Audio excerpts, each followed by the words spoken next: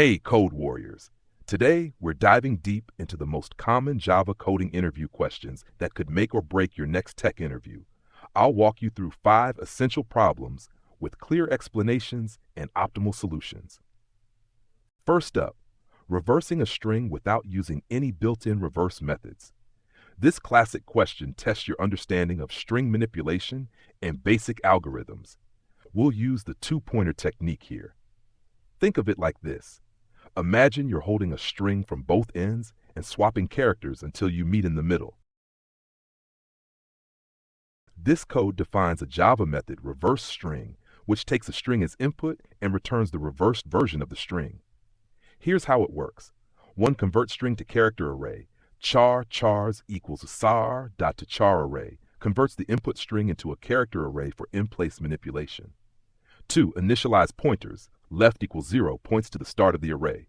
Right equals chars.length 1 points to the end of the array. 3. Swap characters. The while left-right loop swaps the characters at the left and right indices until they meet in the middle. Temporarily store the character at left in temp. Assign the character at right to left. Assign the stored temp to right. Increment left and decrement right. 4. Recreate string. Return new string chars. Converts the modified character array back to a string and returns it. The time complexity here is O(n) ton, and we're using constant extra space, perfect for impressing your interviewer. Next up, implementing binary search. This is not just about the code. Interviewers want to see if you understand why it's more efficient than linear search. Remember, binary search only works on sorted arrays. Think of it like finding a word in a dictionary. You don't check every page, right? 1. Parameters. Int r, the sorted array to search. Int target, the value defined. 2. Initialization. Left and right are pointers to the start and end of the array. 3. Loop. Calculates mid as the middle index, avoiding overflow with left plus right minus left 2. 4. Logic. If r mid equals target, the target is found, return mid. If r mid target, search the right half, left equals mid plus 1. Otherwise, search the left half, right equals mid minus 1. 5. Not found. If the loop ends, return minus 1, target not in the array. Quick pro tip. Notice how we calculated the middle point? Using left, right minus left lash 2 instead of left, right lash 2 prevents integer overflow. These small details matter in interviews. Our third problem is finding the first non-repeated character in a string. This is where your knowledge of data structures comes in handy. 1. Initialize a frequency map. Map character integer, frequency equals new hash map. This map will store characters as keys and their counts as values. 2. Count character frequencies. The for loop iterates through each character in the string. Sar.to-char array converts the string into an array of characters. Frequency.put frequency.get or default C0 plus 1. If the character C exists in the map, increment its count. Otherwise, add it with an initial count of 1. The code is building a frequency map of characters in the string to identify which characters are unique later.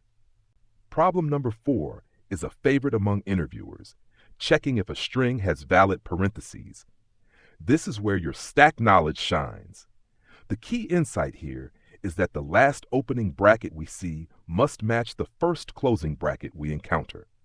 A stack is perfect for this last in first out scenario. This code checks if a string of parentheses is valid. Here's how it works. 1. Stack setup. It uses a stack to keep track of opening brackets. 2. Iteration. Loops through each character in the string. If the character is an opening bracket, it pushes it onto the stack. If it's a closing bracket, it checks. If the stack is empty, no matching opening bracket, it returns false.